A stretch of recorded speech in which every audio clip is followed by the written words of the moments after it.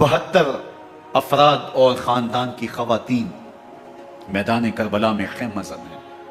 دوسری طرف لشکر اعداء اشقیا 22,000 کی تعداد میں مقابلے میں، ایک روایت 30,000 کی ہے.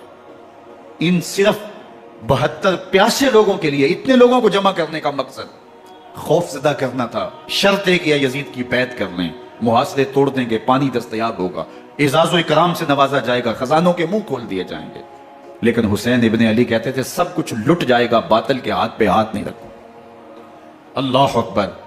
اب صبح طلوع ہوتی ہے، عاشور کا دن چڑھتا ہے، سورج اپنی پوری تمازت کے ساتھ گرمی برسا رہا ہے.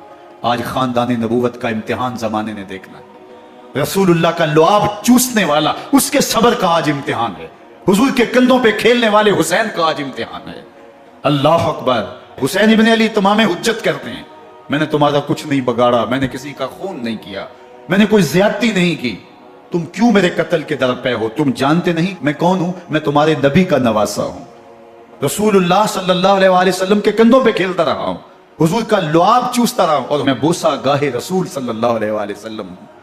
لیکن ان اشقیاء کے دل پر کوئی چیز اثر انداز نہیں ہوتی. ایک ہور ہے، اللہ اس کے دل میں نرمی ڈالتا ہے.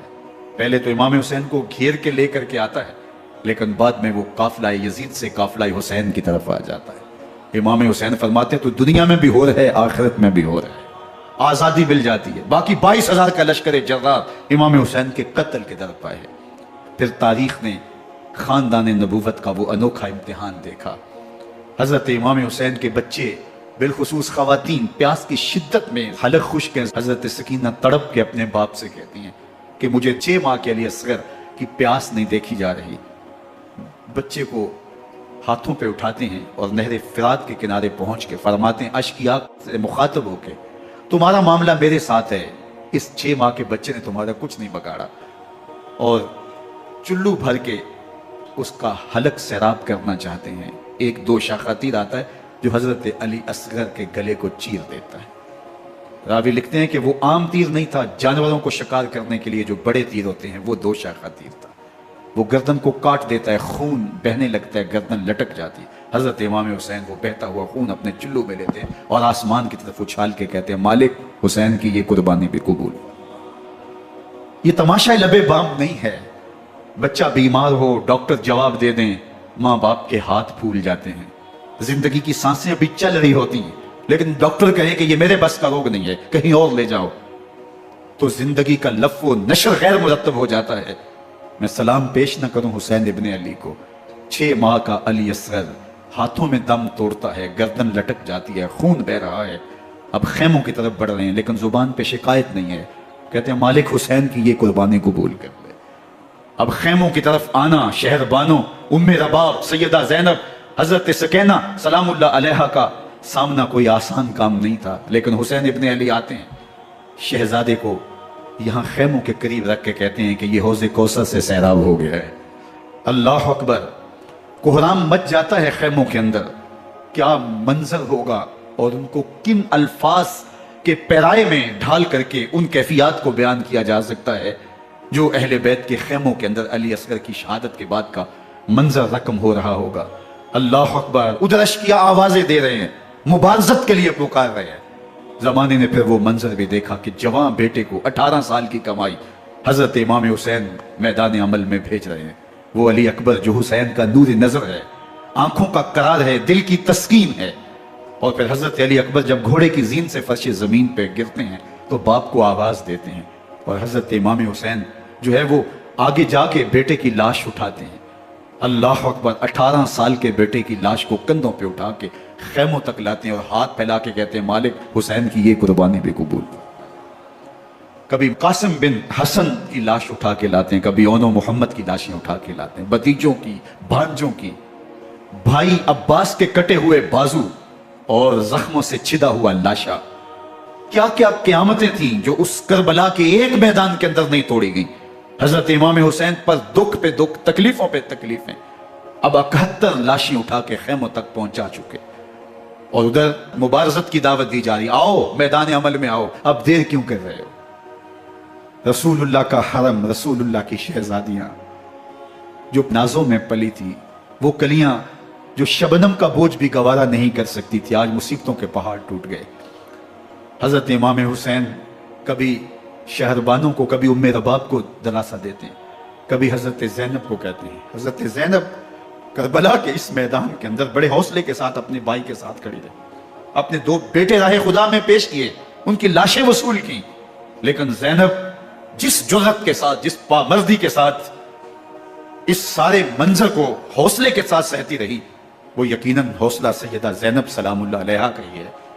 लेकिन ये वो मंजर था कि ज़ैनब का दिल भी डोल गया जब हुसैन इब्न अली घोड़े पर बैठने लगे। उनको घोड़े में बिठाने वाला कोई नहीं था, और जो भी सवार जाता फिर वापस उसकी लाश ही आती और हुसैन इब्न अली लेके आते। आज हुसैन इब्न अली जा रहे हैं, जिंदगी का सारा सरमाया लुट रहा है। हजरत ज़ैनब सलामुल्लाह अलैहा संभल नहीं रही। हजरत इमाम रज़ी अल्लाह ताला अन्हु उठे और आपने हजरत ज़ैनब को सब्र की तलकीन की और कहा कि सब्र ही बेहतरीन जरिया है और अल्लाह की कुर्बत का एक बेहतरीन सबब है। और उनको सब्र की तलकीन करते हुए फरमाया कि मेरे बाद तुमने इस जिम्मेदारी को संभालना है और इन मुखद्दरात इस्लाम की, इन शहजादियों के पर्दे की तुमने हिफाजत करनी है। और फिर घोड़े की जीन कस के इमाम हुसैन लश्कर अश्किया की तरफ बढ़ते हैं। अब खेमों से सिसकियों की आवाज आ रही है, उनका सरदार, उनका ताजदार आज सबको छोड़ के करबला के मैदान की तरफ बढ़ रहा है। जुर्म क्या किया, कसूर क्या किया, इसने क्या ज्यादती की कि आज नेज़ों और अनियों के मुकाबले में 22,000 का लश्कर हजरत इमाम हुसैन पे टूट पड़ता है। आप फिर तमाम हुज्जत करते हैं, मैंने किसी को कत्ल नहीं किया, खून ना हक नहीं बहाया, मेरे खून के दर पे क्यों हो, अपनी आखिरत क्यों बर्बाद करते हो, तुम जानते नहीं मैं कौन हूं, मैं तुम्हारे नबी का नवासा हूं। लेकिन इब्न ज़ियाद कहता है मुकाबले में आओ। फिर हजरत इमाम हुसैन रज़ी अल्लाह ताला अन्हु मुकाबले में आते हैं, और जब घोड़े को एड़ लगा के दुश्मन अश्किया पे टूटते हैं तो फिर ऐसा मंजर होता है कि वो भेड़ बकरियों की तरह आगे भागते हैं। 71 जख्म कलेजे पे लिए शुजात का ये पैकर जब मैदान में आता है, आवाज आती है, ये कौन ज़ी वकार है, बला का शाह सवार है, लिबास है फटा हुआ, गुबार से अटा हुआ, तमाम जिस्मे नाजनी चिदा हुआ, कटा हुआ, ये नबी का नूर ऐन है, ये बिल यकीन ये हुसैन इब्न अली रज़ी अल्लाह ताला अन्हु। फिर चांद बादलों में घिर जाता है, शामी हुंडे तीर बरसाते हैं, तलवारों से आपके बदन पर ज़रबें लगाते हैं और नेज़ों से आपके बदन को परो देते हैं। जब आपका पैराहन बाद में उतारा गया तो आपके पैराहन में 122 सुराख तीरों के थे, 33 जख्म तलवारों के और 34 घाव नेज़ों के थे।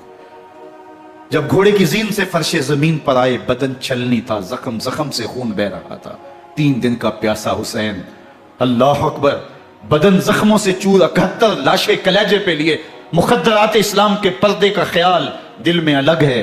लेकिन घोड़े की जीन से जब फर्शे जमीन पे इमाम हुसैन आते हैं, जुबान पे हाय नहीं, नाला व शैवन नहीं, चीखो पुकार नहीं, आते ही पेशानी सजदे में रखते हैं और पुकारते हैं अल्लाहुम्मा रदन बिक़ज़ाइका व सब्रन अला बलाइका तस्लीमन ले अमरिका सुबहान रब्बियल आला। मालिक घर लुटा के, बच्चे लुटा के, खानदान सब कुछ कुर्बान करके, अपने बदन को जख्मों से छलनी करवा के, तीरों और नेज़ों की अनियों से अपने आप को जख्मी करवा के, तेरे हुजूर सर झुका के ये इकरार करता हूं कि हुसैन तेरी तकदीर पे राजी है। मालिक तू भी बता, तू भी हुसैन पे राजी हुआ है कि नहीं हुआ।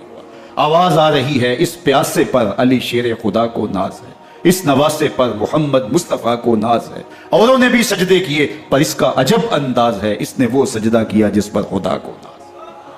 हुसैन इब्न अली रज़ी अल्लाह ताला अन्हु का सर अनवर दस्ते कातिल ने तब काटा जब वो सजदे में झुका हुआ था। यजीद ने कहा मैं बैत लूंगा, इमाम हुसैन ने कहा कभी भी नहीं दूंगा, ये सर कट सकता है, झुक नहीं सकता। सर काट के नेज़े की नोक पे चढ़ा दिया गया और ये इस बात का ऐलान था कि हम जीत गए और हुसैनी हार गए। और लश्कर यजीद में खौखा मच गया, नक्कारे बजने लगे कि हम जीत गए, देखो इमाम हुसैन शहीद कर दिए गए, और सर काट के नेज़े की नोक पे चढ़ाया गया। लेकिन लश्कर यजीद से आवाज आई, ये कैसा सर है जो कट के भी सर बुलंदी है, कट गया है फिर भी ऊंचा है। अल्लाह अकबर, ये सर सजदे में कटा है, रब के हुजूर इबादत की हालत में कटा है। हुसैन आज भी सजदे में है, अल्लाह अकबर, हुसैन आज भी सजदे में है, बल्कि कटे हुए सर का रुख जमीन की जानिब था और कटी गर्दन आसमान की तरफ, यूं नेज़े पे परोया गया। अल्लाह अकबर, एक शायर ने नक्शा खींचा, बां के सर नेज़े पे और सूहे ज़मीं है रूह, यानी सजदा सानी की है आरज़ू। رکعت کے 2 سجدے ہوتے ہیں، ابھی ایک سجدہ ہوا تھا کہ دست قاتل نے سر کاٹ دیا، کہا حسین کی پیشانی میں دوسرے سجدے کی تمنا بچت رہی۔ یہ تھا حسین ابن علی کا سجدہ، ساری زندگی رب کے حضور سجدہ قضا نہیں ہونے دیا۔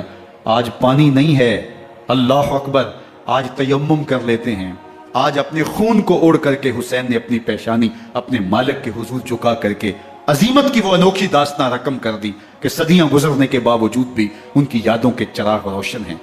جب حضرت امام حسین اور دوسرے اعیان و انصار کو شہید کر دیا گیا تو ان کے سر نیزوں کی نوک پہ چڑھا دیے گئے۔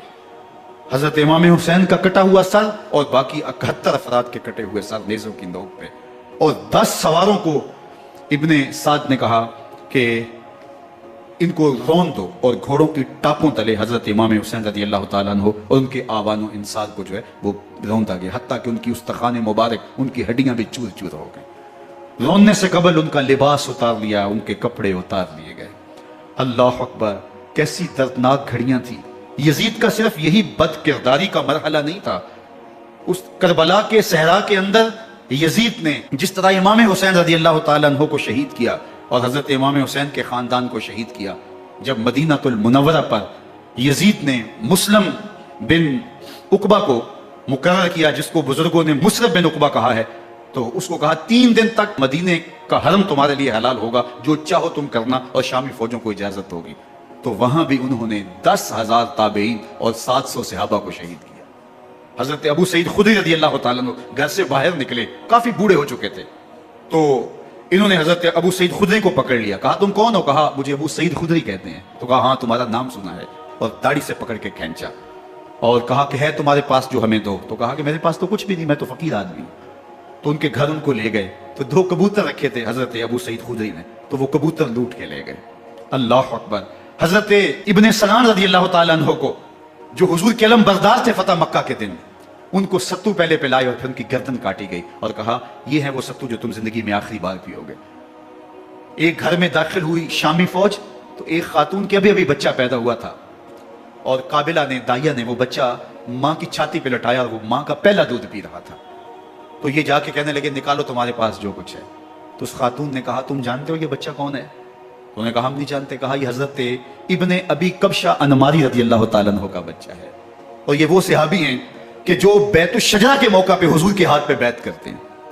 انہوں نے اس چیز کا لحاظ نہ کیا کہ جو کچھ ہے وہ ہمیں دو، ورنہ تیرے بچے کو نہیں چھوڑیں گے۔ تو ماں بچے سے مخاطب ہو کے کہتی ہے، ابھی بچہ پیدا ہوا ہے اور ماں سے پہلا دودھ پی رہا ہے، کہ بیٹے اگر میرے پاس کچھ ہوتا، وہ قیمتی سے قیمتی چیز بھی ہوتی، تیری جان کے لیے قربان کرتی، لیکن اس وقت میرے پاس کچھ ہے نہیں۔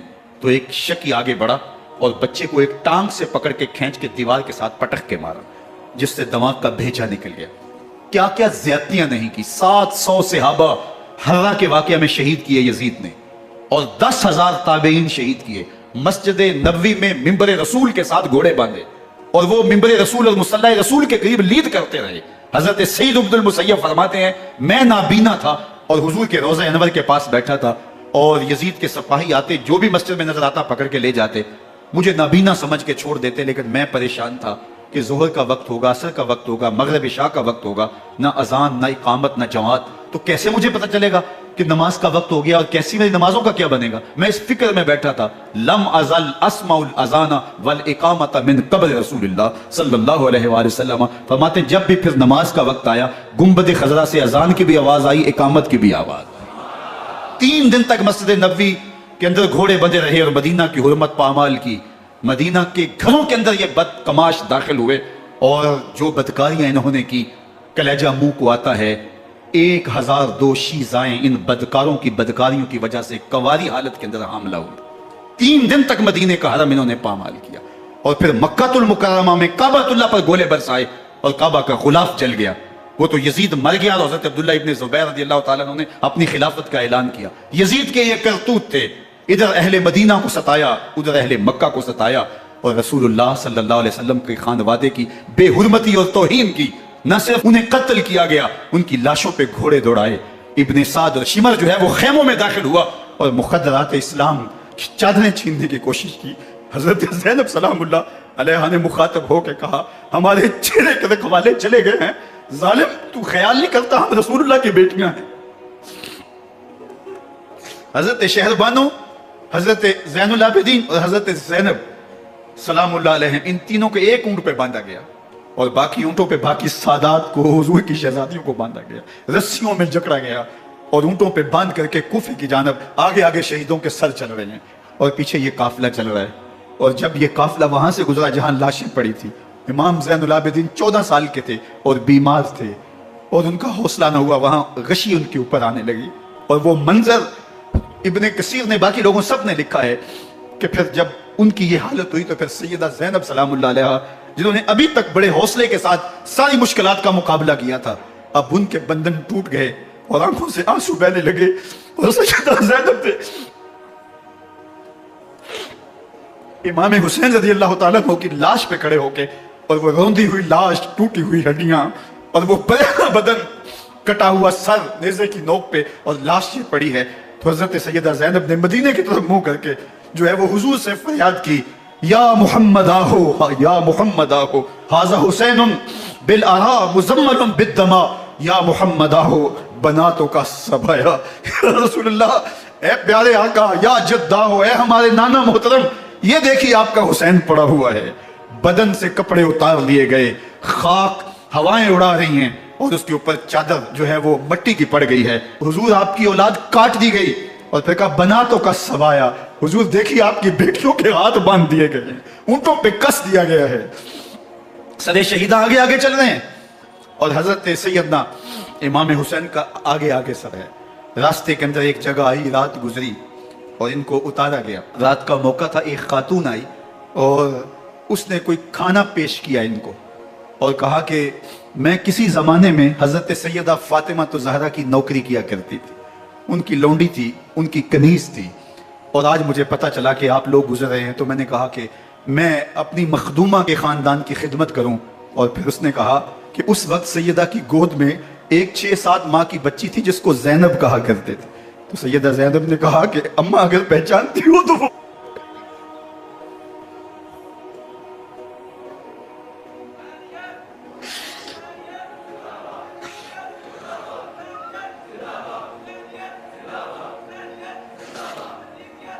یہ تاراج اور لٹا ہوا کارواں پھر وہاں سے کوفے میں کیسے پہنچا، اور کوفے کے اندر سیدہ زینب سلام اللہ علیہا نے وہ یزید کے دربار میں، ابن زیاد کے دربار میں وہ جرأت آمیز جو باتیں کہیں، اللہ اکبر، زینب کی زبان میں علی کی خطابت بول رہی تھی، اور پھر دشمن اور دوست سارے رونے لگے، اور وہ کیا دل گداز منظر تھے، اور پھر یہ سروں کا قافلہ اور سادات کرام کا مشکیں کسی ہوئی ہیں اور اونٹوں پہ باندھے ہوئے، ان کو وہاں سے پھر قادسیہ اور قادسیہ سے پھر دمشق یزید کے دربار میں پہنچایا گیا، اور وہاں سے یہ لٹے ہوئے خانمہ برباد تاراج لوگ مدینہ المنورہ میں کیسے پہنچے، اور اہل مدینہ نے کیسے استقبال کیا، اور وہ منظر کتنا دل گداز تھا جب اہل مدینہ زینب سے پوچھتے تھے زینب حسین کہاں ہے؟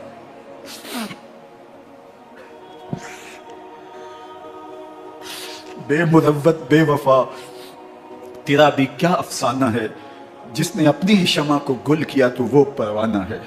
اپنے پیغمبر کے شہزادوں کو اور اپنے پیغمبر کی شہزادیوں کو جو دکھ اس امت نے دیے، یہ کائنات کی ایک انوکھی داستان ہے۔ اللہ ہمیں اسوہ شبیری پہ عمل کی توفیق عطا کرے اور ان کے نقوش پاک کی برکتیں دے، اہل بیت کی محبت ہماری روحوں میں جذب کر دے، اور جس عظیمت کے ساتھ، جس حوصلے کے ساتھ انہوں نے دکھوں کو جھیلا، جو دہکتی آگ کے شعلوں پہ سویا وہ حسین، جو جوان بیٹے کی میت پر نہ رویا وہ حسین، جس نے سب کچھ کھو کے کچھ نہ کھویا وہ حسین، مرتبہ اسلام کا جس نے دوبالا کر دیا، خون نے جس کے دو عالم میں اجالا کر دیا، جو کہ سوزے غم کو سانچے میں خوشی کے ڈھال کے، مسکرایا موت کی آنکھوں میں آنکھیں ڈال کے۔ اے حسین ابن علی تم پر سلام، نازش آل نبی تم پر سلام۔ ذرا میرے ساتھ یہ پڑھ لیجئے، اے حسین ابن علی تم پر سلام، نازش آل نبی تم پر سلام، تم پہ لاکھوں رحمتیں لاکھوں سلام، اے شہیدان محبت کے امام، لالا گو لالا بدن لالا کفن، اے چمن اندر چمن، زندگی ہی زندگی تیری حیات، اے حیات اندر حیات، افتخار ملت بیضا ہے تو، رب کعبہ کی قسم یکتا ہے تو، فخر کا دل میں دریچہ باز کرنا چاہیے، جن کا تو آقا ہے ان کو ناز کرنا چاہیے۔ وآخر دعوانا ان الحمدللہ۔